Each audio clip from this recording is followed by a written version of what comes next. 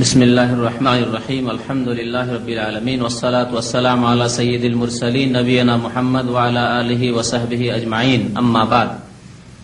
বাবু মা জাআ ফির রিয়া ওয়া কাউলিল্লাহি তাআলা কুল ইন্নামা আনা বাশারুম মিসলুকুম ইউহা ইলাইয়া আন্নামা ইলাহুকুম ইলাহুন ওয়াহিদ ফামান কানা ইয়ারজু লিকাআ রাব্বিহি ফালইয়ামাল আমালান সালিহান ওয়া লা ইউশরিক বিইবাদাতি রাব্বিহি আহাদা।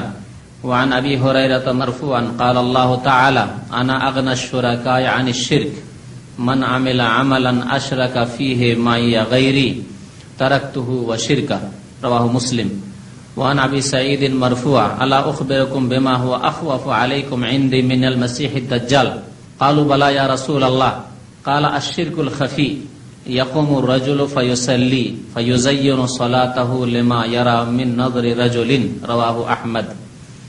মহান আল্লাহর সমস্ত প্রশংসা যে আল্লাহ রাব্বুল আলামিন আমাদেরকে একমাত্র তার ইবাদত বন্দেগীর আদেশ দান করেছেন এবং এই উদ্দেশ্যে আমাদেরকে সৃষ্টি করেছেন। দরুদ ও সালাম নাজিল হোক প্রিয় নবী মুহাম্মদুর রাসূলুল্লাহ সাল্লাল্লাহু আলাইহি সাল্লামের প্রতি, যিনি আমাদেরকে মহান আল্লাহর ইবাদত বন্দেগীর তরিকা নিয়ম নীতির শিক্ষা দান করেছেন। আল্লাহুম্মা সাল্লি আলাইহি আল্লাহুম্মা বারিক আলাইহি।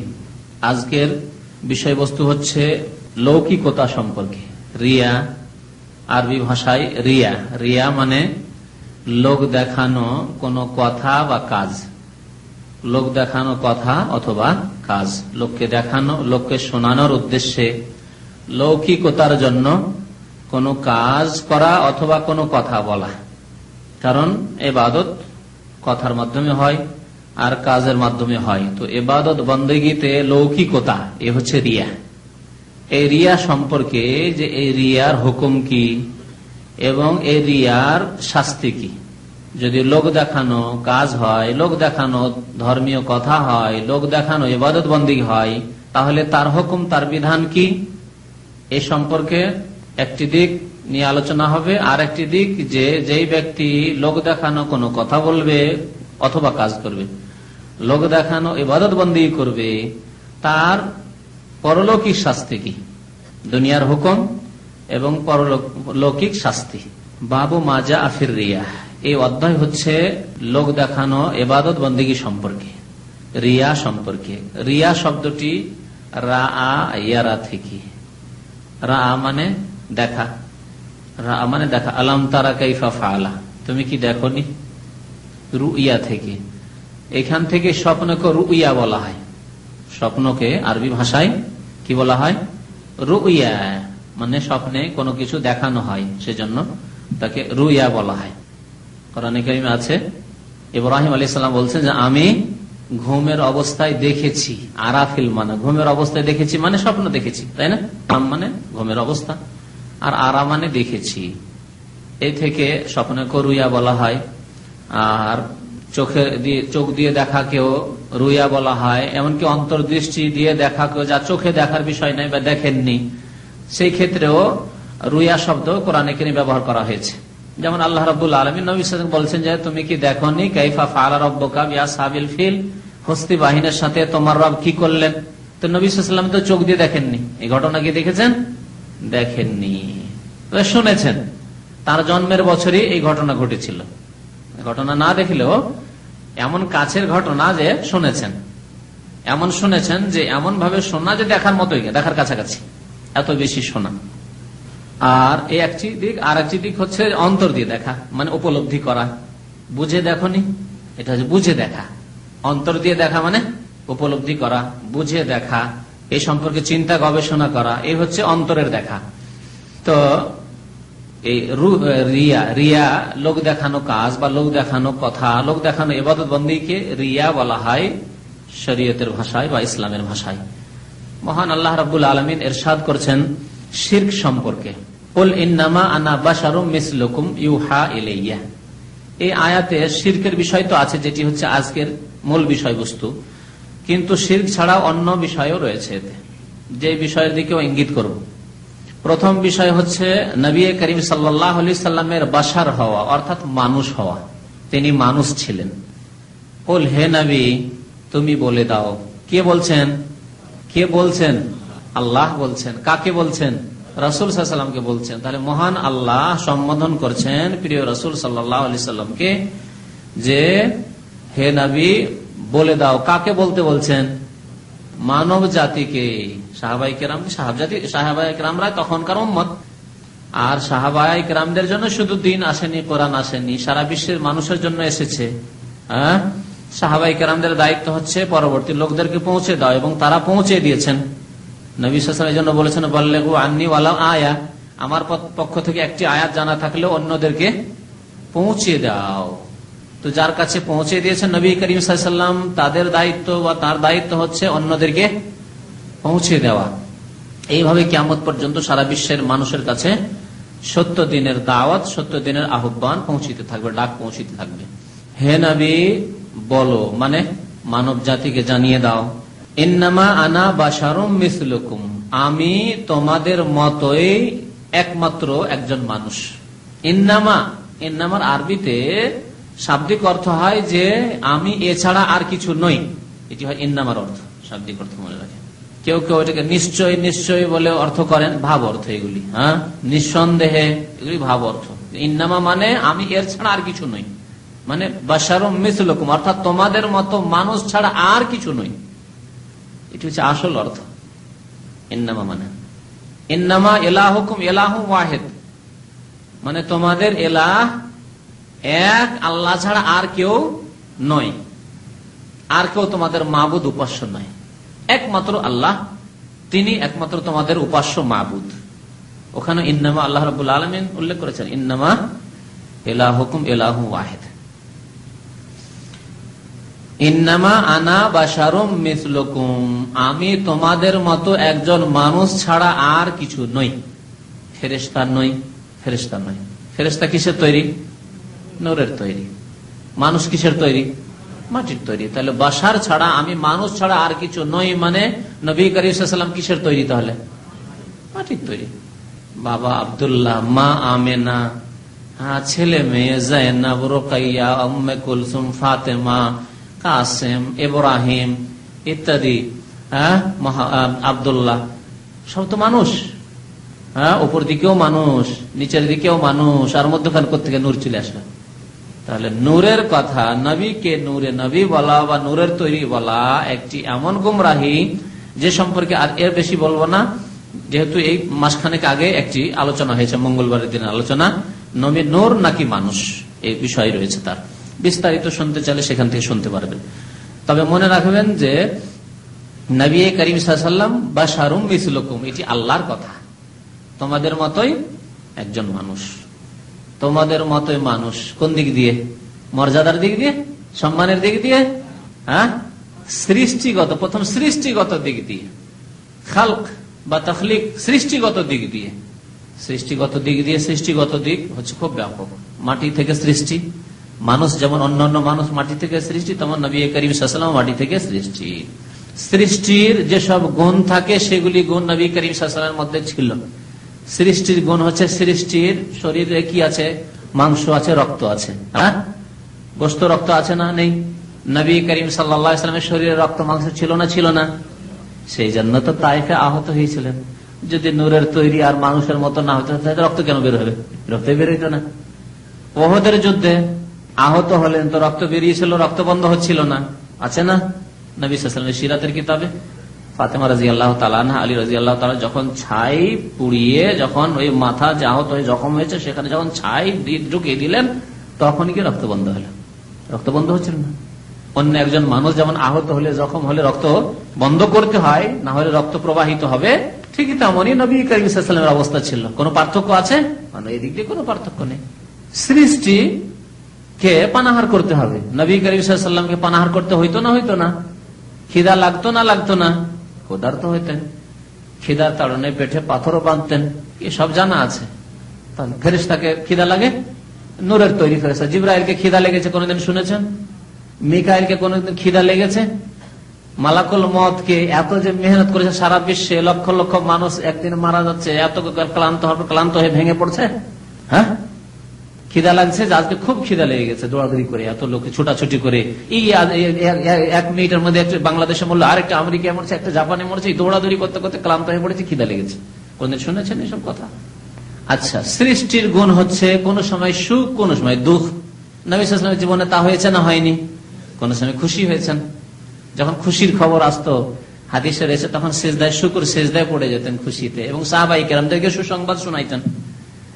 আর যখন শোক সংবাদ আসতো তখন শোকার্ত হতেন। কিন্তু মান মর্যাদার দিক দিয়ে, ইজ্জতের দিক দিয়ে না। সেই মান মর্যাদার কথা, ইজ্জতের কথা, বৈশিষ্ট্যের কথা তারপরেই মহান আল্লাহ উল্লেখ করছেন। হ্যাঁ, পার্থক্য আছে, তফাৎ আছে। কি? ইউহা ইলাইয়া, আমার নিকট কি হয়? ওহী করা হয়। ওহী করা হয়, ওহী মানে বুঝেন তো না? আকাশ থেকে জিবরাইল আমিন ফেরেশতা আসেন আকাশের খবর নিয়ে, লৌহে মাহফুজের খবর নিয়ে, কোরআন নিয়ে আসেন, আল্লাহ রাব্বুল আলামিনের পক্ষ থেকে আদেশ নিষেধ সংবাদ নিয়ে আসেন, আর নিয়ে এসে নবী করিম সাল্লাল্লাহু আলাইহি ওয়াসাল্লামকে জানিয়ে দেন বিভিন্ন রকম ভাবে। ইউহা ইলাইয়া, আমার কাছে ওহী হয়। পৃথিবীর কোন মানুষের কাছে ওহী হয় না নবী রাসূলগণ ছাড়া, শেষ নবী মুহাম্মদুর রাসূলুল্লাহ সাল্লাল্লাহু আলাইহি ওয়াসাল্লাম।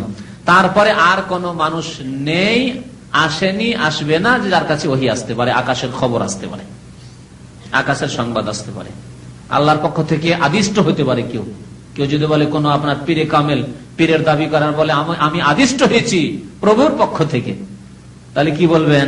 মিথ্যুক, দাজ্জাল মিথ্যুক। যেমন বোস অভিশপ্ত কিছুদিন আগে বলেছে যে আমি আদিষ্ট হয়েছি পৃথিবীতে গণতন্ত্র প্রতিষ্ঠার জন্য। মিথ্যুক, ঠিক কিনা? তার শয়তান তাকে এই পরামর্শ দিয়েছে, তার ইবলিস শয়তান তাকে এই পরামর্শ দিয়েছে যে পৃথিবীতে গণতন্ত্রের কুফরি মতবাদ প্রতিষ্ঠা করো। নবী করিম সাল্লাল্লাহু আলাইহি সাল্লাম মানুষ এবং নবী সাল্লাল্লাহু আলাইহি ওয়াসাল্লাম বান্দা। আরেকটি কথা মনে রাখবেন, বান্দা, আব্দ, তাই না? ওয়া আশহাদু আন্না মুহাম্মাদান আবদুহু ওয়া রাসূলুহু, আল্লাহর বান্দা এবং রাসূল, বান্দা ও রাসূল।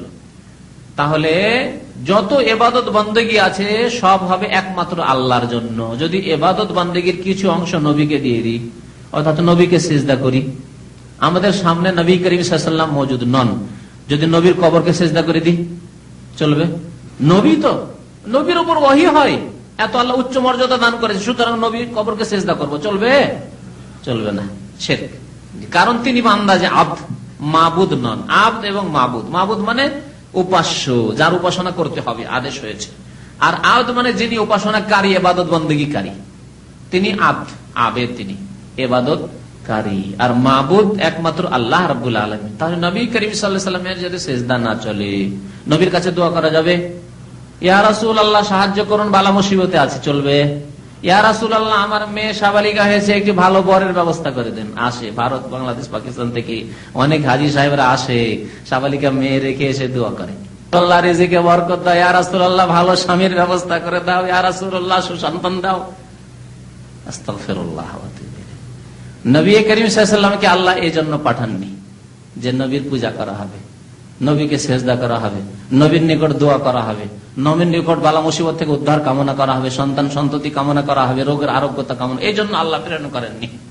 ওয়ামা আরসালনা মির রাসূলি ইল্লা লিইউতাআ বিইযনিল্লাহ, মহান আল্লাহ রাব্বুল আলামিন কোরআনে ইরশাদ করেছেন, যে কোন রাসূলকে আমি প্রেরণ করেছি, ওয়ামা আরসালনা মির রাসূল, যে কোন রাসূলকে আমি প্রেরণ করেছি, কি উদ্দেশ্যে?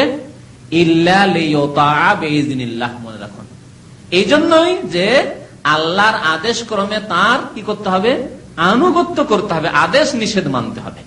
আদেশ নিষেধ মানে আল্লাহ রাসূল যা বলেছেন তা করতে হবে, পালন করতে হবে, আর যেসব কাজ কথা থেকে নিষেধ করেছেন তা থেকে কি করতে হবে? বিরত থাকতে হবে, বেঁচে থাকতে হবে। তাহলে ইতাআত আনুগত্য, অনুসরণ, ইত্তেবা, ইত্তেবা এবং ইতাআত আরবিতে বলা হয় আনুগত্য এবং অনুসরণ। এটি হচ্ছে রাসূলুল্লাহ সাল্লাল্লাহু আলাইহি ওয়াসাল্লামের। আল্লাহ বলছেন রাসূলের যদি আনুগত্য করো তাহলে আমারই আনুগত্য করা হয়। ওমাই ইউতিইর রাসূলা ফাকাদ আতা আল্লাহ, যে ব্যক্তি রাসূলের আনুগত্য করলো সে যেন আল্লাহরই আনুগত্য করলো। কারণ রাসূলুল্লাহ সাল্লাল্লাহু আলাইহি ওয়াসাল্লাম নিজের পক্ষ থেকে কোনো কথা বলেননি, ওমা ইয়ানতিকু আনিল হাওয়া, তাহলে আল্লাহর কথাই মানা হলো। রাসূলের কথা যে মানলো সে আল্লাহর কথাই মানলো। কিন্তু কোরআনে হাদিসে কোন জায়গায় এরকম কথা আছে যে রাসূলের কাছেই দোয়া করলো সে আল্লাহর কাছেই দোয়া করলো, রাসূলকে যে সিজদা করলো সে আল্লাহকে সিজদা করলো, রাসূলের যে ইবাদত বন্দেগী করলো সে আল্লাহর ইবাদত বন্দেগী করলো, এরকম কথা আছে? নেই। বুঝতে পারছেন তো? কথা স্পষ্ট তো ইনশাআল্লাহ? তাহলে ইবাদত আল্লাহর হক একমাত্র, ইতাআত আনুগত্য আল্লাহ বলছেন আতিউল্লাহ ওয়া আতিউর রাসূল ওয়া উলিল আমরি মিনকুম, আল্লাহর আনুগত্য করতে বলেছেন, রাসূলের আনুগত্য করতে বলেছেন, নেতৃস্থানীয় উলামায়ে কেরামদের এবং নেতা, ইসলামিক নেতা, খলিফা যদি হন, কারণ তিনি জীবিত নেতা, তো তার আনুগত্য করতে হবে। জি, এইভাবে আল্লাহ রাব্বুল আলামিন আনুগত্য তো অন্যরও করতে বলেছেন, কিন্তু সেই আনুগত্যগুলি রাসূলের আনুগত্য তো আল্লাহর আনুগত্য হলো, কিন্তু নেতাদের আনুগত্য, আলেমের আনুগত্য আল্লাহ এবং রসুলের আনুগত্যের আওতাতেই থাকতে, বাইরে থেকে হবে না। মানে নতুন কোন কথা আল্লাহ রসুল বলেনি তার বিরুদ্ধে, তা চলবে না, কিন্তু এই কথাটি মনে রাখবেন। জি, তো নবী করিম সাল্লাল্লাহু আলাইহি ওয়াসাল্লাম কি আল্লাহ রাব্বুল আলামিন ওয়াহির মাধ্যমে শ্রেষ্ঠত্ব দান করেছেন, সম্মানিত করেছেন, কিন্তু তিনি মানুষ, তিনি আবদ, বান্দা, তিনি দাস, তিনি গোলাম। কার গোলাম? আল্লাহর গোলাম। কোরআনে কারীমের 4টি জায়গায় আল্লাহ রাব্বুল আলামিন প্রিয় নবী মুহাম্মদ সাল্লাল্লাহু আলাইহি ওয়াসাল্লামকে গোলাম বলে, আবদ বলে, দাস বলে আখ্যায়িত করেছেন। একটি জায়গা হচ্ছে মেরাজের, ইসরা মেরাজের, সুবহানাল্লাযী আসরা বিআবদিহি, সে আল্লাহ পাক পবিত্র যিনি রাতারাতি তার বান্দাকে নিয়ে গেলেন। এখানে বলেন বিরাসূলিহি, তার রাসূলকে মেরাজে নিয়ে গেলেন, বলেছেন কি আসরা বিআবদিহি লাইলাম মিনাল মাসজিদিল হারাম ইলাল মাসজিদিল আকসা, মসজিদ হারাম কাবা শরীফ থেকে মসজিদ আকসা বাইতুল মুকাদ্দাস পর্যন্ত নিয়ে গেলেন। এখানে আবদ বলেছেন আল্লাহ রাব্বুল আলামিন। কত সম্মানের জায়গা, 7 আকাশের উপর নবী সাল্লাল্লাহু আলাইহি ওয়াসাল্লামকে নিয়ে যাওয়া, সেখানেও আল্লাহ বলছেন 7 আকাশে যদি নবী সাল্লাল্লাহু আলাইহি ওয়াসাল্লাম চলেও যান, তবুও ইবাদতে কোনো অধিকার হক রাখে না, বান্দা তিনি গোলাম, গোলাম। এই কথা শিক্ষা দেওয়ার জন্য, বুঝতে পেরেছেন রহস্য, হিকমত, যে আমি 7 আকাশের উপর নিয়ে যাচ্ছি, সেকেন্ডের মধ্যে আমি মক্কা থেকে উঠিয়ে বাইতুল মুকাদ্দাসে পৌঁছিয়ে দিলাম, সমস্ত আম্বিয়াদের ইমামতি তিনি করলেন, তারপরেও ইবাদতে নামাজ, রোজা, হজ, যাকাত, দোয়া, ফরিয়াদ, কুরবানি, জবাই নবীর নামে করবেন, নবীর সন্তুষ্টির জন্য না, আল্লাহ সন্তুষ্টির জন্য, আল্লাহর রেজামন্দির জন্য, আল্লাহর কাছে নাজাত পাওয়ার জন্য। তাই সেখানে বান্দা বলে আখ্যায়িত করা হলো। 7 আকাশের উপরে গেলেও কে নিয়ে গেছেন? নিজে থেকে যাননি তিনি, তার মধ্যে ক্ষমতা ছিল না, কে নিয়ে গেছেন? সর্বশক্তিমান আল্লাহ রাব্বুল আলামিন। সুতরাং সেই সর্বশক্তিমান আল্লাহরই ইবাদত বন্দেগী হবে, এবং মুহাম্মদ সাল্লাল্লাহু আলাইহি ওয়াসাল্লাম আবদ, বড় সম্মান দান করেছেন কোরআন নাযিল করে আল্লাহ রাব্বুল আলামিন। সেখানে আল্লাহ বলছেন সূরা ফুরকানের প্রথম আয়াত, তাবারাকাল্লাযী নাযালাল ফুরকানা আলা আবদিহি লিয়াকুনা লিল আলামিনা নাযীরা। বরকতময় সেই সত্তা যিনি তার বান্দার উপর কি করেছেন? আল ফুরকান, কোরআনুল কারীম নাযিল করেছেন। না হলে নবী সাল্লাল্লাহু আলাইহি ওয়াসাল্লাম কিছুই জানতে পারতেন না, যদি আল্লাহ না নাযিল করতেন, না জানতে পারতেন। আল্লাহ রাব্বুল আলামিন তাই আরেক আয়াতে বলছেন, মা কুনতা তাদরি মাল কিতাবু ওয়ালাল ঈমান, হে নবী তুমি জানতে না যে কিতাবি বাকি, কোরআনই বাকি, আর ঈমান বাকি, তাই তুমি জানতে না।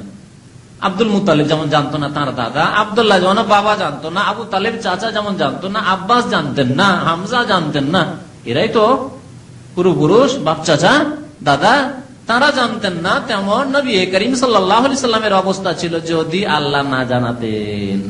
তাই বলছেন মা কুনতা তাদরি মাল কিতাব ওয়ালাল ঈমান ওয়ালাকিন জাআলনাহু নূরান ইয়াহদি বিহি মান নাশা, তবে আমি তোমার অন্তরে আলো দিয়ে দিয়েছি, এই কিতাবের আলো, কিতাবের জ্ঞান দিয়ে দিয়েছি, যার দ্বারা আমি যাকে ইচ্ছা হিদায়াত করে থাকি। তারপরে অন্তরকে আলোকিত করে দিন আল্লাহ রাব্বুল আলামিন ইলমের দ্বারা, ওয়াহির ইলমের দ্বারা, ইউহা ইলাইয়া, তো ওয়াহির দ্বারা আল্লাহ সম্মানিত করেছেন। ইবাদত বন্দেগী একমাত্র আল্লাহ রাব্বুল আলামিনের হইতে হবে। ওখানেও সূরা জিনে আল্লাহ রাব্বুল বলেছেন ওয়া আন্নাহু লাম্মা কামা আব্দুল্লাহ ইয়াদউ। আর ইবাদতের মগজ কি জানেন? হ্যাঁ, ইবাদতের মগজ কি? আদ-দুআ হুয়াল ইবাদা। এটি সহিহ হাদিস, একটি জয়ীফ হাদিস আছে, আদ-দুআ মুখুল ইবাদা। ইবাদতের আসল হচ্ছে, মূল হচ্ছে কি? দোয়া। আসল সার হচ্ছে দোয়া, আল্লাহকে ডাকা। জি, তো এই দোয়ার ক্ষেত্রে আল্লাহ রাব্বুল আলামিন বলেন ওয়ান্নাহু লাম্মা কামা আব্দুল্লাহ, আল্লাহর বান্দা যখন দাঁড়ালেন ইয়াদউহু, তার কাছে দোয়া করার জন্য, আল্লাহর দরবারে দোয়া করার জন্য। এখানে আব্দুল্লাহ বলেছেন কাকে? প্রিয় নবী মুহাম্মদ রাসূলুল্লাহ সাল্লাল্লাহু আলাইহি সাল্লামকে। তাহলে মুহাম্মদ সাল্লাল্লাহু আলাইহি সাল্লামের কাছে কিছু চাওয়া যাবে না, দোয়া করা যাবে না, সেজদা করা যাবে না।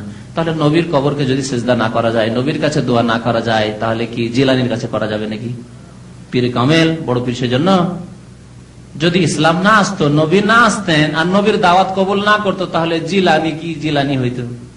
মুসলমান হইতো? বলেন তো দেখি। মঈনুদ্দিন চিশতি কি মুসলমান হইতো? কখনো হইতো না। তাহলে আবার চিশতির কাছে কি করে দোয়া করা যাবে? শাহজালাল কি আবার শাহজালাল হইতো? না হিন্দু হয়েই থাকতো?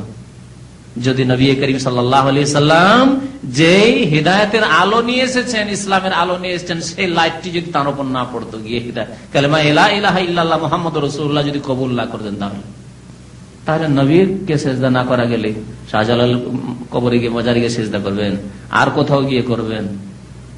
শিরক নয় কি স্পষ্ট? এগুলি বড় শিরক। জি, ইউহা ইলাইয়া আন্নামা ইলাহুকুম ইলাহু ওয়াহিদ। দেখেন এখানেও আন্নামা, ইন্নামা আর আন্নামা চলে এসেছে একই আয়াতে, তাই না?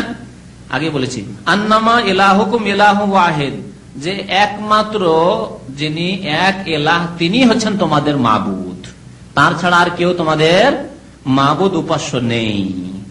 তাহলে ওহী নাযিল হলেও ইলাহকে ইলাহুন ওয়াহিদ, একমাত্র তিনি আল্লাহ। তাহলে নবী করিম সাল্লাল্লাহু আলাইহি ওয়াসাল্লামের উলুহিয়াতে, প্রভুত্বে, ইবাদতে কোনো হক নেই, অধিকার নেই যে কোন রকমের ইবাদত নবী সাল্লাল্লাহু আলাইহি ওয়াসাল্লামের জন্য করা যায়, যদিও তার উপর ওহী হয়েছে, তার মাধ্যমে আল্লাহ তাকে সম্মানিত করেছেন। ফামান কানা ইয়ারজু লিকা রাব্বিহি, সুতরাং যদি কোন ব্যক্তি তার রবের সাথে সাক্ষাতের আশাবাদী হয়, আল্লাহ কি বলছে? ফামান কানা ইয়ারজু, যদি কেউ আশা রাখে, ইয়ারজু মানে আশা রাখা, কেউ যদি আশা রাখে কিসের? লিকা রাব্বিহি, তার রবের সাথে সাক্ষাতের, যে আল্লাহর সাথে সাক্ষাৎ করব, আল্লাহর দিদার হাসিল করব, আল্লাহর কাছ থেকে আমি কি নেব? জান্নাত হাসিল করব। এবং জান্নাত হাসিল করার পরে মুমিনরা যে আল্লাহর দিদারে আল্লাহকে দেখে ধন্য হবেন, এটা যদি কেউ চায়, এই একটি অর্থ। আরেকটি হচ্ছে যে যারা আল্লাহ রাব্বুল আলামিনের সাক্ষাতে বিশ্বাসী, আশা রাখে মানে বিশ্বাস রাখে যে একদিন আল্লাহর সাথে সাক্ষাৎ করতেই হবে, এই বিশ্বাস কে রাখে? মুমিন মুসলিম। মুমিন মুসলিম বিশ্বাস রাখে যে একদিন আল্লাহর সাথে কি করতে হবে? সাক্ষাৎ করতেই হবে, হিসাব দিতেই হবে, জবাব দিতে হবে। যা করব, যা বলবো, যা বিশ্বাস করব, সবকিছুই সম্পর্কে, নেকি গুনাহ সবকিছু সম্পর্কে আল্লাহর সামনে জবাবদেহি করতে হবে।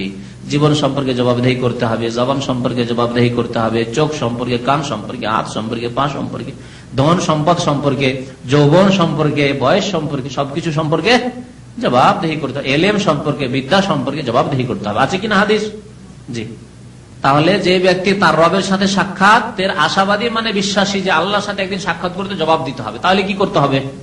কর্ম করতে হবে না বসে থাকতে হাত পা ছেড়ে? যদি আপনার আমার বিশ্বাস থাকে যে একদিন আল্লাহর সাথে সাক্ষাৎ ঘটবে এবং জবাব দিতে হবে, তাহলে কর্ম করা উচিত। তাহলে কর্ম করা উচিত। আপনি যদি অ্যাকাউন্টেন্ট হন কোম্পানিতে, আর আপনার জানা আছে যে মাসের শেষে আমাকে হিসাব দিতে হবে বসকে, আর বছরে অডিট হবে, তখন যারা চার্টার অ্যাকাউন্টেন্ট, বড় বড় অ্যাকাউন্টেন্ট এসে সরকারের পক্ষ থেকে এসে হিসাব নিকাশ নেবে কোম্পানির, তাহলে সব হিসাব নিকাশ আমাকে দিতেই হবে, বুঝাইতে হবে। তাহলে আপনি প্রতিদিনের হিসাব করে রাখবেন না? হিসাব ক্লিয়ার করে রাখবেন যে আজকে কি আয় হলো, ব্যয় হলো, কি আসলো, কি গেল, সব হিসাব করে রাখবেন। দুনিয়ার কাজের ক্ষেত্রে সামান্য জবাব দিতে হবে চার্টার অ্যাকাউন্টেন্টের কাছে, বসের কাছে, তাই প্রতিদিনের হিসাবকে ক্লিয়ার করে রাখছেন আপনি। ক্লিয়ার, সবকিছু লেখা আছে, কি আসলো, কি গেল। আর সারা জীবনের হিসাব নিকাশ জবাব দিতে হবে। আর জুলিকা রব্বিহি, আর নেই নামাজ, নেই রোজা, নেই যাকাত, নেই পাপ থেকে বেঁচে থাকা, পাপে ডুবে নামাজ নেই, দিন নেই, আল্লাহর ভয় নেই, পরকালের চিন্তা নেই, কেমন করে জবাব দেবে? তো আল্লাহ রাব্বুল আলামিন বলছে প্রথম বিষয় হচ্ছে যে আল্লাহর সাথে সাক্ষাতের প্রতি বিশ্বাস হচ্ছে ঈমান। তাহলে যার ঈমান আছে সেই ব্যক্তি ফালিয়ামাল আমালান সালিহা, ভালো কাজ করুক। আর যদি ঈমান না থাকে, যে আল্লাহর কাছে গিয়ে জবাব দিতে হবে, মানে আখিরাতের প্রতি ঈমান নেই, জান্নাতে ঈমান নেই, জাহান্নামে ঈমান নেই, কবরের আযাব সাজা নিয়ামতে ঈমান নেই, হিসাব নিকাশ জবাবদেহিতে ঈমান নেই, তাহলে ভালো কাজ করে লাভ নেই। যেমন কাফেরদের ভালো কাজ, কাফেরদের দাতব্য কাজ, কাফেরদের রিলিফের কাজ, কাফেরদের জনসেবামূলক কাজ, কাফেরদের দেশের পুল তৈরি করে দেওয়া, ব্রিজ তৈরি করে দেওয়া, আপনার রিলিফ বন্টন করা, গরিব দুঃখীদের জন্য যখন ভূমিকম্প হলো তখন সারা দুনিয়ার সমস্ত কাফের দেশগুলি, এনজিও গুলি এসে জনসেবামূলক কাজ করা শুরু করলো। করছে কি করছে না? এগুলি হচ্ছে আমালান সালেহা, কিন্তু ফাউন্ডেশন নেই, ফাউন্ডেশন নেই। আকাশে ঝুলন্ত গাছ, শেকড় নেই। শেকড় হচ্ছে ঈমান। ঈমান, আর ঈমান হচ্ছে 6টি বস্তুর উপর, তার মধ্যে আল্লাহ একটি বলছেন ইয়ারজু লিকা রাব্বিহি। বলে এখানে 2টি চলেছে, ইয়ারজু লিকা রাব্বিহি, এর মধ্যে 2টি ঈমান চলে আসছে, আল্লাহ এবং পরকাল। রবের কথা বলা হয়েছে, তাহলে রবের প্রতি ঈমান চলে আসলো। আর লেকা, আল্লাহর সাথে একদিন সাক্ষাৎ করবে, এটি হচ্ছে আখিরাত। তাহলে ইয়ারজু লিকা রাব্বিহির মধ্যে ভালো করে কোরআন বুঝতে শিখেন। কত কোরআনে ব্যাপকতা আছে। মাত্র ইয়ারজু লিকা রাব্বিহি, এই লিকা রাব্বিহিতে সাক্ষাৎ ঘটবে আল্লাহর সাথে। কোনখানে? দুনিয়াতে না মরণের পরে? তাহলে আখিরাতের প্রতি ঈমান হয়ে গেল। আর রাব্বিহি, রব এলো, তাহলে আল্লাহর প্রতি ঈমান হয়ে গেল। আর কোরআনে কারীমের বহু আয়াতে এবং নবী সাল্লাল্লাহু আলাইহি ওয়াসাল্লামের বহু হাদিসে এই দুইটি ঈমানের উপর অত্যন্ত গুরুত্ব দেওয়া হয়েছে। 6টি বিষয়ের প্রতি ঈমান রাখতে হবে, না হলে ইবাদতবন্দেগী কিছু কাজে আসবে না। হ্যাঁ, ভালো কাজ কোনো কাজে আসবে না। কিন্তু দুইটি কথাকে বারবার করে বলা হয়েছে, মান কানা ইউমিনু বিল্লাহি ওয়াল ইয়াউমিল আখির, ইন কুনতুম তুমিনুনা বিল্লাহি ওয়াল ইয়াউমিল আখির। তোমরা যদি আল্লাহর প্রতি ঈমান রাখো আর পরকালে বিশ্বাস রাখো, এইভাবে বারবার করে বলা হয়েছে। কারণ মানুষের জীবনের সংশোধনের এই দুইটি হচ্ছে সবচেয়ে শক্তিশালী উপায়, আল্লাহর প্রতি ঈমান আর পরকালে ঈমান। আল্লাহ আছেন, আল্লাহ দেখছেন, আল্লাহ দেখছেন, আল্লাহ জানছেন, আমার কিছু গোপনে নেই, বুঝতে পারছেন? এই ঈমান। আর পরকাল জবাবও দিতে হবে। দুইটি ঈমান মানুষকে সংশোধন করে দিবে। যখন আপনি জানছেন একটা গুনাহ করার জন্য, জিনা করার জন্য যাচ্ছেন, মদের বোতল হাতে নিতে যাচ্ছেন, আল্লাহ দেখছেন, পারবেন? সাথে সাথে মদের বোতল ভেঙে দেবেন আপনি, সাথে সাথে তওবা করে ফিরে আসবেন আপনি পাপের জায়গা থেকে। ফিল্ম দেখার একবার শয়তানি ইচ্ছা হয়েছে, হঠাৎ করে মনে হয়ে গেল আল্লাহু আকবার, আল্লাহ তো দেখছেন, আল্লাহ তো দেখছেন, সাথে সাথে বেরিয়ে আসবেন গুনার জায়গা থেকে। কোন গুনাহ করতে পারবেন? অলসতা, ঘুম থেকে জাগিয়ে তোমরা লাইট জ্বালিয়ে, একজন নামাজি মানুষ রুমের লাইট জ্বালিয়ে দিল, ঘুমটা ভেঙে গেল ফজরে, তারপরেও আপনি ঘুমাবার চেষ্টা করলেন, গড়াগড়ি শুরু করেছেন যে লাইটটা নিভিয়ে দিলে আবার ঘুমাবো। হঠাৎ করে আল্লাহ মনে পড়ে গেল, আল্লাহু আকবার, আল্লাহ আমাকে সৃষ্টি করেছেন, আল্লাহ দেখছেন আমাকে, যে ঘুম ভেঙে যাওয়ার পরেও আমি এই গড়াগড়ি শুরু করলাম ঘুম দেওয়ার জন্য, নামাজ পড়তে যাব না, এবং আল্লাহ অন্তর্যামী, হিসাব নেবেন আল্লাহ রাব্বুল আলামিন। তাহলে আল্লাহ দেখছেন, এই আকীদা, এই বিশ্বাস।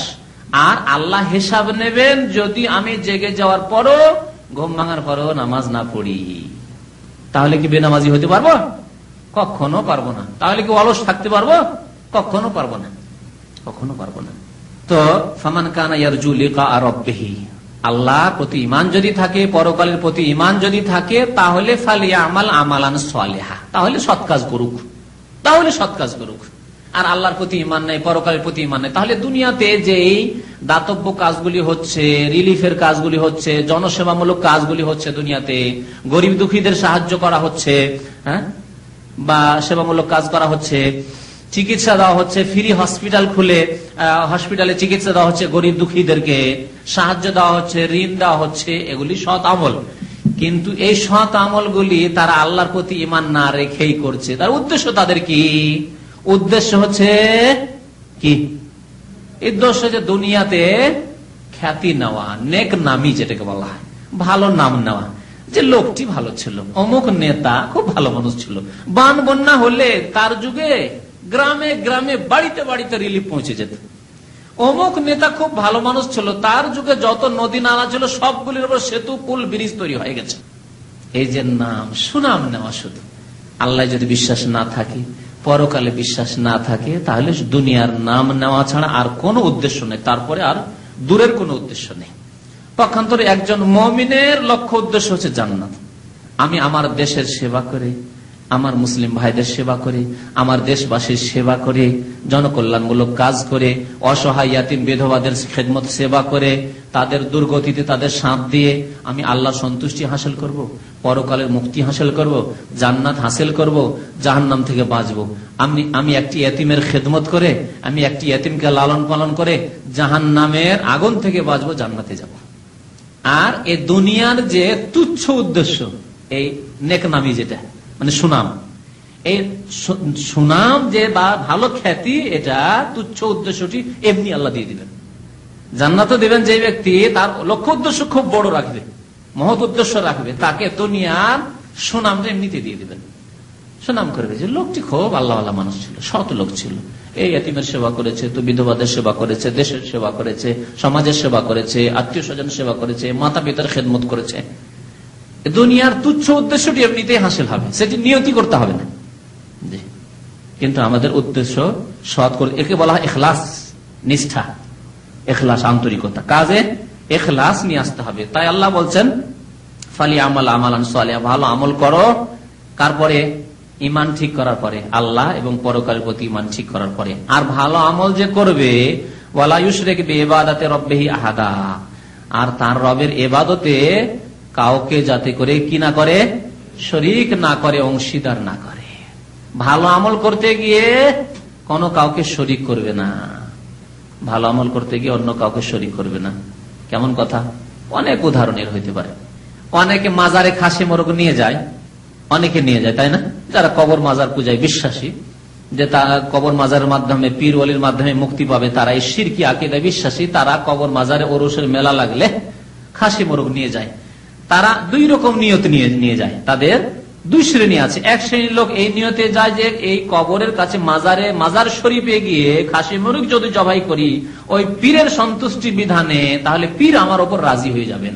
আর পীরে কামেল যদি রাজি হয়ে যায় তাহলে আল্লাহ রাব্বুল আলামিনের দরবারে তিনি শাফাত সুপারিশ করে আমাকে উদ্ধার করে দেবেন, ঠিক না? তাহলে পীরের সন্তুষ্টির জন্য নিয়ে গিয়ে খাসি মোরগ জবাই করে।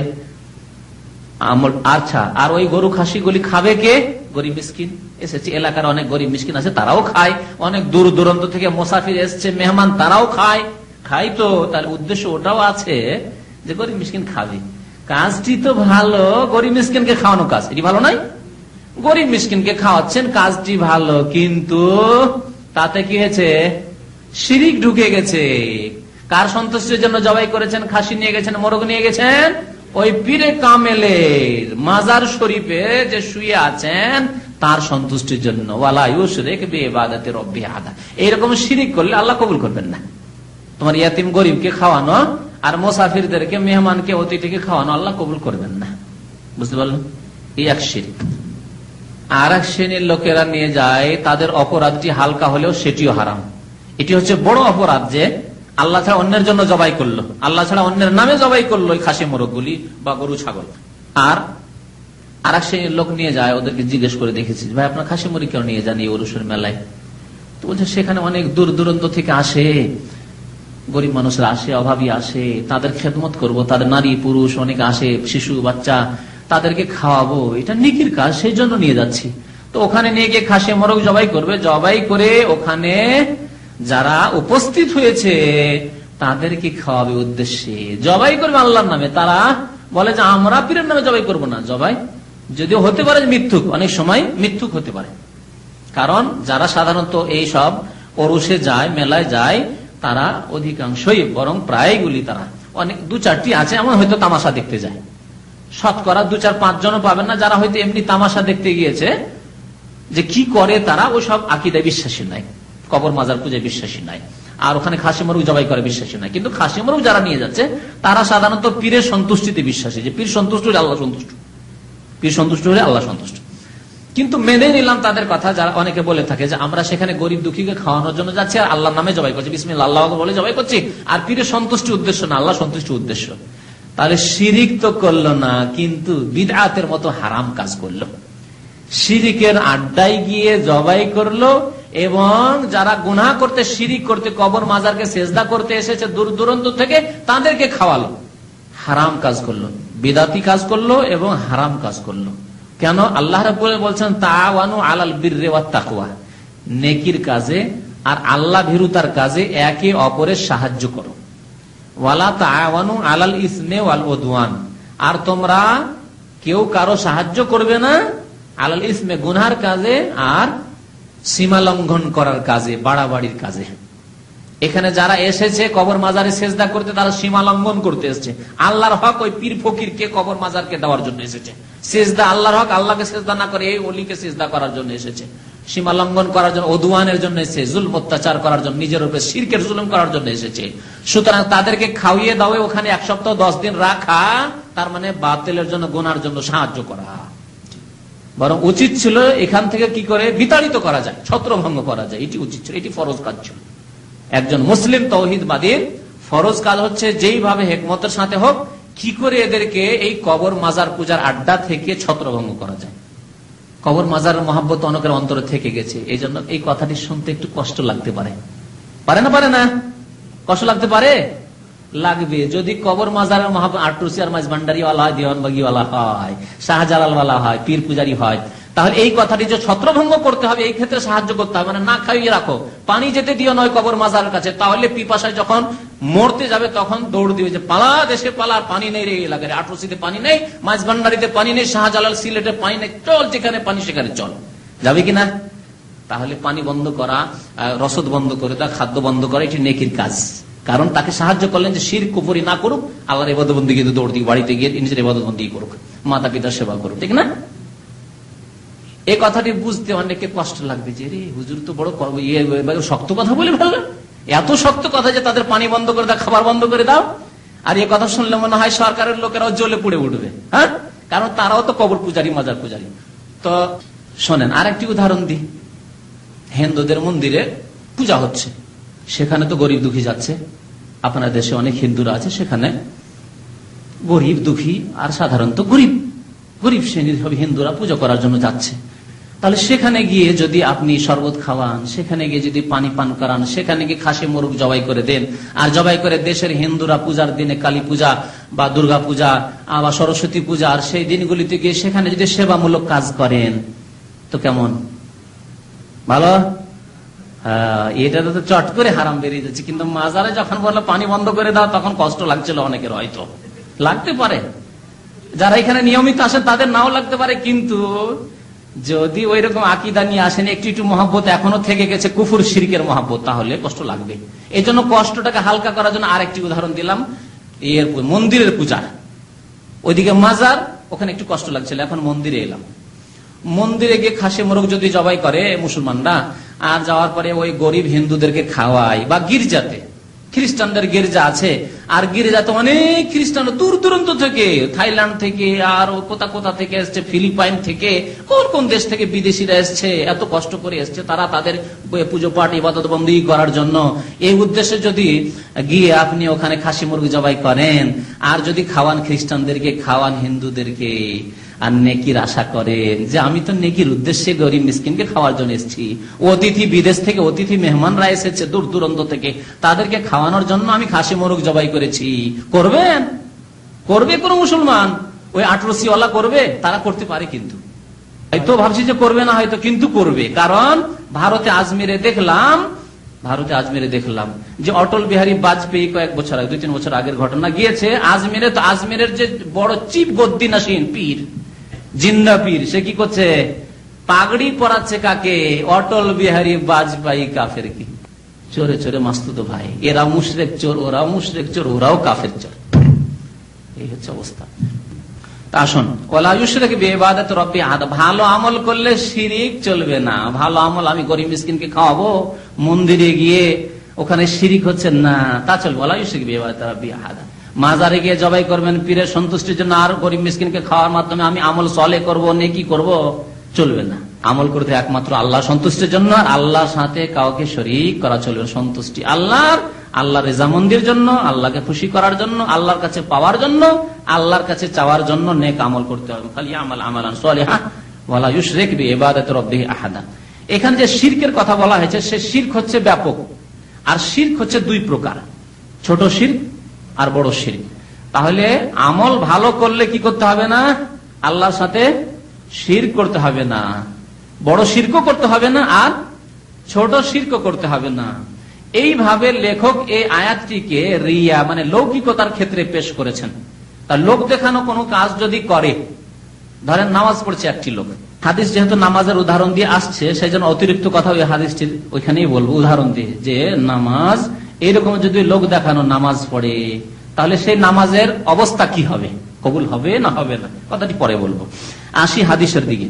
ওয়ান আবি হুরায়রা মারফুআন, আবু হুরায়রা রাদিয়াল্লাহু তাআলা আনহু বর্ণনা করেছেন নবী করিম সাল্লাল্লাহু আলাইহি ওয়াসাল্লাম হতে, মারফু মানে নবী সাল্লাল্লাহু আলাইহি ওয়াসাল্লামের হাদিস। কাল আল্লাহু তাআলা, মহান আল্লাহ বলছেন, মানে হাদিসে কুদসি, আল্লাহর নবী বলছেন যে মহান আল্লাহ ইরশাদ করেছেন, আনা আগনা শুরাকা আনিশ শিরকে। কথাটি কোরআনে নেই, নবী সাল্লাল্লাহু আলাইহি ওয়াসাল্লামের হাদিস, কিন্তু মহান আল্লাহ বলছেন এই কথা যেহেতু বলা হয়েছে, এইজন্য এর নাম হচ্ছে হাদিসে কুদসি। আনা আগনা শুরাকা আনিশ শিরক, আমি শিরক হতে সমস্ত পার্টনার বা অংশীদার চাইতে কি আগনা মানে হচ্ছে সম্পর্ক ছিন্নকারী না, বেপরোয়া, অধিক বেপরোয়া। কেন পার্টনারেরা অত বেপরোয়া হয় না, পার্টনার মানে একটু পরোয়া করতে হবে। যদি আপনার কোনো কোম্পানিতে শেয়ার থাকে তো সেই কোম্পানির লস খাক আপনি চাইবেন কি না? সবসময় আপনার একটা চিন্তা আছে যে কোম্পানিটা যাতে করে লস না খায়, কোম্পানি যাতে করে লস না খায়। যদি লস খেয়ে যায়, ইসলামী ব্যাংকে যদি টাকা জমা রাখেন বা যে কোনো ব্যাংকে যদি টাকা জমা রাখেন, আপনি কি চাইবেন যে ব্যাংকটা একেবারে ফকির হয়ে যায়? হ্যাঁ, চাইবেন না কোনো সময়। কারণ গেলে আপনার টাকা দিতে পারবেন না, হয়তো লস খাওয়ার ভয় আছে। কারণ আপনার ওতে ফিক্সড ডিপোজিট আছে, অথবা আপনার যে কোনো ডিপোজিট, সেভিংস হোক কারেন্ট হোক, কোনো ডিপোজিট আছে। তাহলে যত শরিক দুনিয়াতে আছে কেউ বেপরোয়া নয়, চিন্তা করে যে আমার শরিকরা সবাই উন্নতি করুক, আমি উন্নতি করব, ওরা উন্নতি করবে একসাথে। উন্নতিটা কি? কারণ সবার একের উন্নতি অপরের সাথে জড়িত। আল্লাহ রাব্বুল আলামিনের সাথে যদি শরিক করা হয় তো আল্লাহ রাব্বুল আলামিন বেপরোয়া, কোনো পরোয়া করেন না, অমুখাপেক্ষ। আল্লাহ এইরকম ইবাদতের পরোয়া করেন না যে ইবাদতে আল্লাহর সাথে শরিক করা হয়। আল্লাহ রাব্বুল আলামিন একমাত্র ইবাদতের হকদার, কিন্তু আল্লাহ রাব্বুল আলামিনের সাথে জিলানীকে, চিশতিকে, অমুককে তমুককে আপনি শরিক করলেন, আল্লাহ রাব্বুল আলামিন এই রকমের আমল থেকে বেপরোয়া। শরিক যদি থাকে কোন ইবাদতে, তাহলে সেই ইবাদতের আল্লাহ রাব্বুল আলামিন ধার ধারেন না, সে ইবাদত গ্রহণ করেন না। ইবাদত বন্দেগীতে কেউ শিরক করলে তার সাথে আমার কোনো অংশ নেই। মান আমেলা আমালান, সুতরাং কোন ব্যক্তি যদি কোনো আমল করে, নামাজ পড়লো, রোজা রাখলো, জাকাত দিল, দান খায়রাত করলো, আশরাকা মাইয়া ফিহে গায়রি, এবং তাতে আমার সাথে অন্যকে শরীক করলো, পার্টনার করে দিল, তারাকতুহু ওয়া শিরকাহ, তাহলে সেই ব্যক্তিকে আমি ত্যাগ করি, সে আমার বান্দা নয়, মুশরিক। ওয়া শিরকাহু, তার শিরকে ও ছেড়ে দিই আমি, সে আমলও আমি কবুল করি না, আর সেই ব্যক্তিকে আমি কবুল করি না, সেই ব্যক্তির ইবাদত বন্দেগী কবুল করি না। রাওয়াহু মুসলিম, মুসলিম শরীফের রিওয়ায়াত। আরেকটি হাদিস আবু সাঈদ খুদরি রাদিয়াল্লাহু তাআলা আনহু বর্ণনা করেছেন মারফুআন, নবী করিম সাল্লাল্লাহু আলাইহি ওয়াসাল্লাম হতে, কি আলা উখবিরুকুম বিমা হুয়া আখওয়াফু আলাইকুম ইনদি মিনাল মাসিহিদ দাজ্জাল, আমি কি তোমাদেরকে বলে দেব যে বেশি আশঙ্কাজনক কার থেকেও? দাজ্জাল চাইতো, মাসিহিদ দাজ্জাল, যে বস্তুকে আমি ভয় করি সে সম্পর্কে তোমাদেরকে বলে দেব কি? নবী করিম সাল্লাল্লাহু আলাইহি ওয়াসাল্লাম বলছেন, কি বেশি ভয়ঙ্কর দাজ্জাল চাইতে? কালু বালা ইয়া রাসূলুল্লাহ, সাহাবারা বলেন অবশ্যই বলে দেন হে আল্লাহর রাসূল। নবী সাল্লাল্লাহু আলাইহি ওয়াসাল্লাম বলেন, আশিরকুল খাফি, গোপনীয় শিরক। গোপনীয় শিরক, ছোট শিরকে গোপনীয় শিরক বলা হয়। আবার বড় শিরক যদি ভিতরে লুকানো থাকে, মুনাফিকের শিরক যেটি, সেটি বড় শিরক হলেও সেটিকে শিরকে খাফি বলা হয়। এই জন্য শিরকের কোন কোন উলামা তিন ভাগ করেছেন, শিরকে আকবার, শিরকে আসগার, শিরকে খাফি। আবার কেউ কেউ বলছেন না, শিরকে খাফি তৃতীয় প্রকার বয়ান করা দরকার নাই, শিরকে আকবার, আসগার, বড় এবং ছোট শিরক। আর শিরকে খাফি মানে গোপনীয় শিরক, দুটোতেই থাকতে পারে। এর আগে শিরক সম্পর্কে আলোচনা করতে গিয়ে বিস্তারিত আলোচনা একদিন করেছি। ছোট শিরক গোপনীয় হয়, ভিতরে প্রকাশ করছেন না, ভিতরে আপনার মনে আছে ওই শিরক, যে আপনি বাহ্যিক নামাজ তো পড়ছেন, বাহ্যিক দান তো করলেন, কিন্তু মনে আছে যে লোকজন আমাকে দেখুক, বলুক যে লোকটা বড় দাতা, বলুক যে সত্যি লোকটা নামাজি, আর আমার প্রশংসা করুক, বা আমার দুনিয়ার কোন উদ্দেশ্য হাসিল হোক, এই উদ্দেশ্যে নামাজ পড়ছেন আপনি। তাহলে অন্তরে যে গোপনীয় আছে শিরক, সেজন্য এই শিরকে শিরকে খাফি বলা হয়, ছোট শিরক হলেও। আর বড় শিরক, যার আল্লাহ পরকালে বিশ্বাস নেই, তারপরে শুধু মিছামিছি লা ইলাহা ইল্লাল্লাহ পড়ছে। একজন অমুসলিম এসে বলছে ইসলামী সেন্টারে যে আমি মুসলমান হব, অন্তরে বিশ্বাস নেই, ইসলাম সম্পর্কে কিছু চর্চাও করেনি, পড়াশোনা করেনি, কিছুই জানে না, কিন্তু সে মুসলমান হবে। আর বিশ্বাসও নেই, কিন্তু মুসলমান কি জন্য হবে? হয়তো কেউ তাকে ভুল কথা বলেছে, যে প্রলোভন দেওয়া জায়েজ নয়, যে তুমি যদি মুসলমান হয়ে যাও তোমাকে আমি 5,000 রিয়াল দেবো। হয়তো কফিল জাহেল মূর্খ বলতে পারে, মূর্খামি করে, পয়সা দিয়ে কাউকে মুসলমান করানো জায়েজ নাই। এটি খ্রিস্টানদের কাজ, কারণ খ্রিস্টানদের সংখ্যা বাড়াইলে হইলো, আর আমরা সংখ্যার কোনো মূল্য নেই আমাদের কাছে। দেখুন আজকে সারা বিশ্বে মুসলিমের কত সংখ্যা, কিন্তু নবী সাল্লাল্লাহু আলাইহি ওয়াসাল্লাম বলেছেন গোসাউন কাগজ আইসাইল, বন্যার ফেনার মতো অবস্থা, কোন অস্তিত্ব নেই, মুসলমানদের কোনো ওজন নেই। তো এইরকম অবাঞ্ছিত মুসলমান আমরা চাই না, আমরা চাই অল্প হইলো খাঁটি মুসলমান, সলিড মুসলমান হোক। বুঝতে পেরেছেন? সুতরাং জেহালত, অজ্ঞতা, যে কাউকে পয়সার প্রলোভন দিয়ে অথবা প্রমোশন অথবা প্রলোভন দেয়নি, কিন্তু সে আশা করছে যে আমার মালিক খুব ভালো মানুষ, যদি আমি মুসলমান হয়ে যাই তাহলে আমাকে প্রমোশন দিয়ে বেতন বাড়িয়ে দেবে, আর আমি হয়তো লেবার আছি, আমেল হয়ে আছি লেবার, আমাকে হয়তো ফোরম্যান বানিয়ে দিবে, কি সুপারভাইজার, মুশরিফ সুপারভাইজার বানিয়ে দিবে। এইরকম আশাতে মুসলমান হইতে চলে এসেছে। তাহলে এই যে ভিতরে তার শিরক গোপনীয় আছে, আর ওপরে এসে কালেমা লা ইলাহা ইল্লাল্লাহ মুহাম্মাদুর রাসূলুল্লাহ পড়ে নিল, আর নামাজ পড়তেও চলে গেল উযু করে আমাদের সাথে, একে কি বলবো? এ হচ্ছে মুনাফিক, তাই না? বড় মুনাফিক। আর বড় মুনাফিকের যে শিরক অন্তরে গোপনীয় আছে, এ হচ্ছে শিরকে খাফি, যদিও বড় শিরক, মানে আল্লাহ বিশ্বাসী নয়, সে দেবী দেবতাতে বিশ্বাসী, অথবা খ্রিস্টান হয়েছে তৃতীয়বাদে বিশ্বাসী, ঈসা আলাইহিস সালাম আল্লাহর পুত্র তাতেই বিশ্বাসী, ও বিশ্বাস ভ্রান্ত বিশ্বাস ছাড়েনি, কুফরি বিশ্বাস ছাড়েনি, সরস্বতীর বিশ্বাস ছাড়েনি, কিন্তু সে দুনিয়ার লোভে কলিমা পড়েছে, অন্তরে কুফরি লুকানো, শিরক লুকানো আছে, সরস্বতী আর দেবী দেবতা সব লুকানো আছে। তাহলে এর নাম হচ্ছে শিরকে খাফি, যদিও বড় শিরক। বুঝতে পারলেন? তাহলে শিরক বড় শিরক আর ছোট শিরক, আর যেটি শিরকে খাফি গোপনীয় শিরক সেটি ছোট শিরক হতে পারে আর বড় শিরকের অন্তর্ভুক্ত হতে পারে। নবী কারীম সাল্লাল্লাহু আলাইহি ওয়াসাল্লাম বললেন যে দাজ্জাল চাইতেও ভয়ঙ্কর বিষয় হচ্ছে আশ-শিরকুল খাফি, গোপনীয় শিরক। গোপনীয় শিরকের একটি উদাহরণ দিলেন নবী কারীম সাল্লাল্লাহু আলাইহি ওয়াসাল্লাম, কি ইয়াকুমুর রাজুলু ফায়ুসাল্লি, একজন মানুষ নামাজ পড়তে দাঁড়ালো, নামাজ পড়তে দাঁড়ালো, মসজিদে গেল, ফায়ুসাল্লি ফায়ুযায়্যিনু সালাতাহু লিমা ইয়ারা মিন নাযরি রাজুলিন, আর নামাজ হঠাৎ করে বেশ সুন্দর করে নামাজ পড়া শুরু করলো। সাধারণত এত সুন্দর করে নামাজ পড়ে না, কিন্তু সুন্দর করে একেবারে সাজিয়ে নামাজ পড়া শুরু করলো। কেন? লেমা ইয়ারা মিন নাযরি রাজুলিন, একজন মানুষকে দেখছে যে আমার দিকে তাকাচ্ছে, ভালো করে ফলো করছে যে কেমন করে নামাজ পড়ে। আপনার মালিক, বা কোনো আলেম, বা আপনার আব্বা অথবা আপনার শ্বশুর মশাই নতুন বিয়ে করার জন্য বউ দেখতে গিয়েছেন, আর নামাজের রক্ত হয়ে গেছে, জীবনে নামাজ পড়েনি, আর মসজিদে ঢুকে গেছেন নামাজ পড়তে, জীবনে নামাজ পড়েনি আর নামাজের ধারও ধারেন না, কিন্তু বিয়ে করতেই হবে, এই পরিবার এই মেয়েটিকে নিয়ে যেতেই হবে। আর আপনার যে হব শ্বশুর সে দেখছে, ধার্মিক লোক দেখছে যে নামাজ পড়ে কিনা।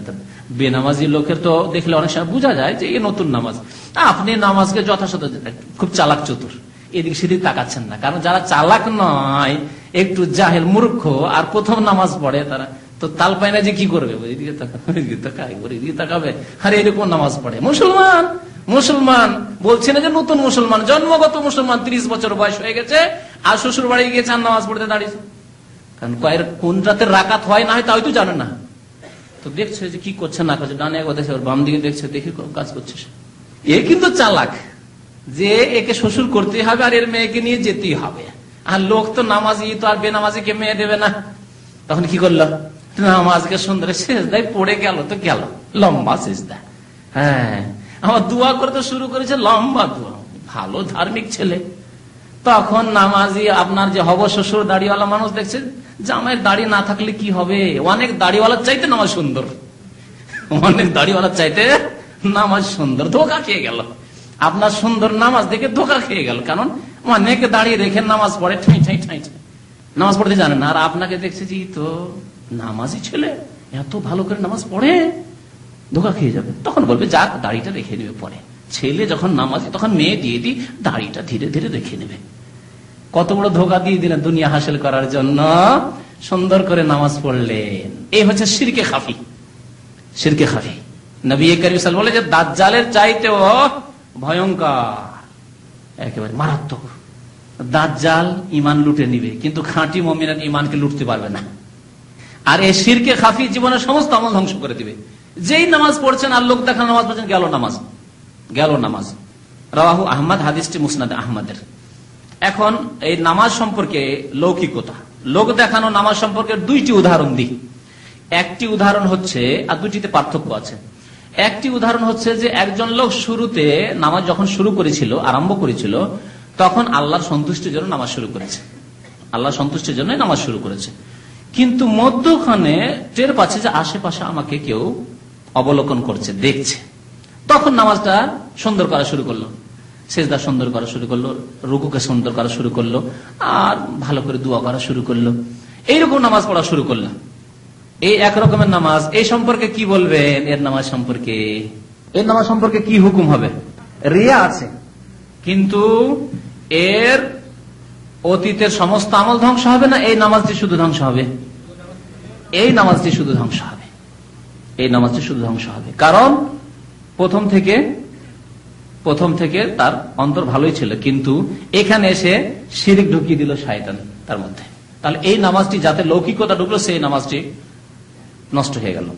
পক্ষান্তরে একজন লোক, আরেকটি উদাহরণ দিই, বেনামাজি, আগে যেমন বললাম বেনামাজি, নামাজ টামাজ পড়ে না, কিন্তু নামাজ পড়তে গেল কি জন্য? কোন লোককে খুশি করার জন্য। নামাজ পড়তো না, কিন্তু নামাজ পড়তে গেল কি জন্য? লোককে খুশি করার জন্য। তাহলে তার নামাজ পড়তে যাওয়া আল্লাহর জন্য নয়, শুরু থেকে শেষ পর্যন্ত পুরো নামাজটি কার জন্য? গায়রুল্লাহর জন্য, আল্লাহ ছাড়া অন্যের জন্য। সুতরাং এটি বড় শিরক, ছোট শিরক আর থাকলো না। আর আগেরটি যেটি মধ্যখানে লৌকিকতা চলে এসেছিল, আগে নামাজটা শুরু করেছে আল্লাহর জন্য, কিন্তু মধ্যখানে একটু লোক দেখানো নিয়ত চলে এসেছিল, সেটি ছোট শিরক, শিরক আসগার। আর দ্বিতীয়টি যেটি প্রথম থেকে নামাজ শুরু করলো মানুষকে দেখানোর জন্য, সেটি বড় শিরক। কারণ পুরো নামাজটি কার জন্য হইল? গায়রুল্লাহর জন্য, আল্লাহর জন্য হইল না, আল্লাহ ছাড়া অন্যের জন্য, মানুষের জন্য হইল। সুতরাং বড় শিরক করে ফেললো। তাই বড় শিরক করলে কি হয়? অতীতের আমল ধ্বংস হয়ে যায়। লাইন আশরাকতা লা ইয়াহবাতান্না আমালুকা, সমস্ত আমল তোর ধ্বংস হয়ে যাবে, সাবধান। এ সম্পর্কে রিয়া, লৌকিকতা সম্পর্কে ওলামারা বলেছেন লৌকিকতা দুই প্রকার, রিয়াকারী দুই প্রকার। একটি হচ্ছে বড়, যেটি কুফর বা বড় শিরক, কুফর, বড় কুফরি, বড় শিরক। আর আরেকটি হচ্ছে ছোট শিরক। আর ছোট শিরক মানে ফাসেকি কাজ, ওই আমলটি ধ্বংস হলো মানে ফাসেক হলো, সে কাফের মুশরিক হলো, মুসলমানই থাকলো, মধ্যখানে লৌকিকতা চলে আসলো। তাহলে ছোট শিরক করলো, আর ছোট শিরক করলে কাবিরা গুনাহ হয়, কাবিরা গুনাহ করলে ফাসেক হয়, ফাসেক হলে মুসলমান থাকে। তাহলে মুসলিম প্লাস সেই ব্যক্তি গুনাহগার, ফাসেক, কিন্তু সে মুসলিম। বড় ধরনের রিয়াকারী কেমন? যেমন মোনাফেকদের রিয়াকারী, মোনাফেকদের লোক দেখানো কাজ। নবী করিম সাল্লাল্লাহু আলাইহি ওয়াসাল্লামের জামানায় মদিনায় যখন কিছু মুশরিকরা দেখলো যে ইসলাম তো বড় শক্তিশালী হয়েই গেল, আর মুহাম্মদ সাল্লাল্লাহু আলাইহি ওয়াসাল্লামকে আর পারা যাবে না, মুসলমানদেরকে আর পারা যাবে না, ঠেকানো যাবে না, তাহলে কি করতে হবে? মুসলমান নামে মাত্র মুসলমান হয়ে গিয়ে তাদের ভিতরে ঢুকে, তাদের ভিতরের খোঁজ খবর না, আর ভিতরে ঢুকে ক্ষতি করো। এদের নেতা কে ছিল জানেন? আব্দুল্লাহ বিন ওবাই ইবনে সুলুল ইবনে ওবাই, তার নাম আব্দুল্লাহ না বলে উচিত, নামটি ছিল আব্দুল্লাহ, কিন্তু সে মুশরিকদের রাইসুল মুনাফিক, মুনাফিকদের নেতা ছিল, রাইসুল মুনাফিকিন। জাহান্নামে মুনাফিকদের নেতৃত্ব তার। ইন্নাল মুনাফিকিনা ফিদ দারকিল আসফালি মিনান নারি ওয়া লাম তাজিদ লাহুম নাসীরা। আল্লাহ রাব্বুল বলছেন নিশ্চয়ই মুনাফিকরা জাহান্নামের সর্বনিম্ন স্তরে বসবাস করবে এবং তাদের কোনো সাহায্যকারী পাবে না, ওয়া লাম তাজিদ লাহুম নাসীরা। তো মুনাফিকদের এই সরদার নেতা ছিল মদিনায় ইবনে উবাই। এরা কিন্তু নামাজ পড়তো, এরা নামাজ পড়তো, এরা ভালো কথা বলতো, কিন্তু অন্তরে ইমানের গন্ধ পর্যন্ত ছিল না, ইমান ইসলামের লেশ পর্যন্ত অন্তরে ছিল না, বিশ্বাসী ছিল না, না আল্লাহ, না পরকালে, না রাসূলে, না কিতাবে, কোনো কিছুতে বিশ্বাস ছিল না তাদের, বরং ইসলামের ঘোর শত্রু তারা ছিল। এইরকম যদি কোন নাস্তিক থাকে, নাস্তিকতা রাশিয়া থেকে পড়ে নাস্তিকতা নিয়ে এসছে, পশ্চিমা দেশ থেকে পড়ে এসছে আর কমিউনিজম নিয়ে এসছে, অথবা নিয়ে এসছে অন্য কোন ইজম, আর ইসলাম অচল, কোরআন অচল, কিন্তু মুসলিম দেশে বাস করার জন্য প্রকাশ করতে পারে না, আর ভোটে দাঁড়িয়েছে, এখন ভোট নিতে হবে মুসলিমদের কাছে, সুতরাং মাঝে মাঝে গিয়ে মসজিদে নামাজ পড়ে দিল, যখন নামাজের সময় হয়ে গেল তখন টুপি লাগে, টুপি পাঞ্জাবি লাগে, মসজিদে ঢুকে পড়ল, লোকজন ধোকা খেয়ে গেল, নামাজ পড়ে তো আমাদের নেতা, কিন্তু অন্তরে আছে তার নাস্তিকতা, কুফরি ঢুকা আছে, ইসলাম বিদ্বেষ। তো এরা হলো বড় রিয়াকার, বড় লৌকিকতা এদের মধ্যে আছে। এটি হচ্ছে রিয়াল মুনাফিকিন, মুনাফিকদের লৌকিকতা, যাদের সম্পর্কে আল্লাহ রাব্বুল আলামিন কোরআনে কারীমে একটি আয়াতে ইরশাদ করেছেন, ইন্নাল মুনাফিকিনা ইউখাদিউন আল্লাহ, নিশ্চয় মুনাফিকরা কি করে? আল্লাহকে প্রতারিত করে, আল্লাহকে ধোঁকা দিতে চায়, নামাজ পড়ে মুসলমানদেরকে দেখানোর জন্য। আল্লাহকে কি ধোঁকা দিতে পারবে? আল্লাহ তো জানছেন অন্তরের কথা, যে কি জন্য নামাজ পড়ছো, ভোট নেওয়ার জন্য নামাজ পড়ছো, মুসলমানদেরকে খুশি করার জন্য নামাজ পড়ছো, কি জন্য? নেতৃত্ব নেওয়ার জন্য নামাজ পড়তো না, কিন্তু গ্রামের সে মাতাব্বর হবে, মালিক হবে, গ্রামের সে মসজিদের মুতাওয়াল্লি হবে, সেই জন্য নামাজ পড়ছে, গ্রামের সর্দার হবে, সেই জন্য নামাজ পড়ছে। ইন্নাল মুনাফিকিনা ইউখাদিউন আল্লাহ, আল্লাহকে ধোঁকা দিতে চায়, ওয়া হুয়া খাদিউহুম, আল্লাহ তাদের ধোঁকার প্রতিদান দেবেন, তাদেরকে শাস্তি দেবেন। ওয়া ইযা কামু ইলা সালাতি কামু কুসালা, নামাজে তারা দাঁড়ালে বড় অলসতার সাথে, গাফিলতির সাথে দাঁড়ায়। ইউরাউনান নাসা, আর লোক দেখানো নামাজ পড়ে। ওয়ালা ইয়াযকুরুনাল্লাহ ইল্লা কালিলা, এখানে আল্লাহ বলেছেন ইউরাউনান নাসা, রিয়া, রিয়ার কথা আল্লাহ বলেছেন, লোককে দেখাতে চায় যে আমরা নামাজ পড়ি, লোকজনকে দেখাতে চায় যে আমরা নামাজ পড়ি। এই রিয়া হচ্ছে বড় রিয়া এবং বড় শিরকিটি, আর ভিতরে কুফরি তার গোপনে গোপনে রয়েছে, সেই জন্য সেই ব্যক্তি বড় মুশরিক, বড় কাফের। পক্ষান্তরে দ্বিতীয় প্রকারের রিয়া হচ্ছে যে একজন মুসলিম নারী অথবা পুরুষ মুসলিম নামাজ শুরু করেছে, আর মধ্যখানে তার মধ্যে রিয়া ঢুকেছে, আসলে মুসলিম, আল্লাহ পরকালে সবকিছুতে বিশ্বাস আছে, কিন্তু তার মধ্যে লোক দেখানো একটু নিয়ত ঢুকে গেছে, শয়তান ঢুকিয়ে দিয়েছে, তাহলে এ হচ্ছে শিরকে খাফি, এ হচ্ছে শিরকে আসগার, ছোট শিরক হচ্ছে ছোট শিরক। তো ছোট শিরক থেকেও তওবা করতে হবে, বড় শিরক থেকে তওবা করতে হবে, এবং আল্লাহ রাব্বুল আলামিনের কাছে ইখলাস কামনা করতে হবে যে আল্লাহ আমাদের কথায় কাজে ইখলাস দান করো, নিষ্ঠা দান করো এবং শিরক মুক্ত করো। যতক্ষণ পর্যন্ত মানুষ শিরক মুক্ত না হবে ততক্ষণ পর্যন্ত নাজাত পাবে না। ছোট শিরক হলেও মনে রাখবেন যে গুনার দিক দিয়ে অন্যান্য কাবিরা গুনার চাইতে বড় গুনাহ, কারণ তার নাম যে শিরক। সুতরাং জিনা, মদ পান, খুন করা, সুদ খাওয়া, ঘুষ খাওয়া, এই সব চাইতে বড় গুনাহ হচ্ছে লোক দেখানো নামাজ পড়া, লোক দেখানো রোজা রাখা, লোক দেখানো যাকাত দেওয়া, লোক দেখানো দান খেরাত করা, লোক দেখানো ওয়াজ মাহফিলে চাঁদা দেওয়া, লোক দেখানো কাজ। এগুলি হচ্ছে সমস্ত কাবিরা গুনাহগুলির মধ্যে বড় গুনাহ, কারণ তার নাম হচ্ছে শিরক, যদিও শিরকে আসগার, ছোট শিরক। সুতরাং শিরক মুক্ত হইতে হবে। আল্লাহ রাব্বুল আলামিন বলেছেন আল্লাযীনা আমানু ওয়া লাম ইয়ালবিসু ঈমানাহুম বিযুলম, যারা ঈমান নিয়ে এসেছে এবং শিরকের সংমিশ্রণ করেনি। এখানে জুলম মানে শিরক, নবী সাল্লাল্লাহু আলাইহি ওয়াসাল্লাম তাফসীর করেছেন। শিরকের সংমিশ্রণ নেই মানে ছোট শিরকও নেই। মাশাআল্লাহ, আপনার নামাজ খাঁটি নামাজ, রোজা খাঁটি রোজা, যাকাত দান খেরাত খাঁটি, আপনার সবকিছু আপনার নির্ভেজাল একবার নিখুঁত, তাহলে উলাইকা লাহুমুল আমনু ওয়া হুম মুহতাদুন, তাদের জন্য নিরাপত্তা রয়েছে এবং তারাই হেদায়েত প্রাপ্ত সঠিক পথে রয়েছে। সুতরাং আমাদেরকে ছোট শিরক থেকে বাঁচতে হবে, বড় শিরক থেকে বাঁচতে হবে। ছোট শিরকের অনেক প্রকরণ রয়েছে। লৌকিকতা, লোক দেখানো কাজ, এটি একটি ছোট শিরক। ছোট শিরক হচ্ছে তাবিজ বাঁধা, ছোট শিরক হচ্ছে বালা লাগানো হাতে, ছোট শিরক হচ্ছে কোমরে বা কোথাও সুতা বাঁধা বিপদ আপদ থেকে বেঁচে থাকার জন্য। ছোট শিরক হচ্ছে আল্লাহ ছাড়া অন্যের কসম করা, শপথ করা, মায়ের, বাবার, রিজিকের, ছেলের গায়ে হাত দিয়ে, স্বামীর গায়ে হাত দিয়ে মহিলারা আমাদের দেশে কসম করে আমি স্বামীকে ছুঁয়ে বলছি। এগুলো হচ্ছে শিরক, কাবিরা গুনাহ। চুরি করা, ডাকাতি করা, জেনা করা, এইসবের চাইতে বড় গুনাহ। জি, মান হালাফা বিগাইরিল্লাহি ফাকাদ আশরাকা, আল্লাহ ছাড়া অন্য যে কসম করলো, হলফ করলো, সে কি করলো? শিরিক করলো। কেউ যদি সংবিধানের শপথ করে, সংবিধানের কসম করছে আমি, এই সংবিধানে হাত দিয়ে আমি কসম করছি, সংবিধানের শপথ করছি, শিরক। জি, আল্লাহ শপথ করতে হবে। মান কানা হালিফান ফালিয়াহলিফ বিল্লাহ, নবী সাল্লাল্লাহু আলাইহি ওয়াসাল্লাম বলেছেন যে ব্যক্তি কসম করবে সে যেন একমাত্র আল্লাহর কসম করে। সুতরাং আল্লাহ ছাড়া অন্যের কসম করা, শপথ করা জায়েজ নয়, শিরক। আল্লাহ রাব্বুল আলামিন আমাদেরকে যেন নেক আমলের তৌফিক দান করেন, আল্লাহ যেন আমাদের গুনাহ খাতা মাফ করেন, আমিন।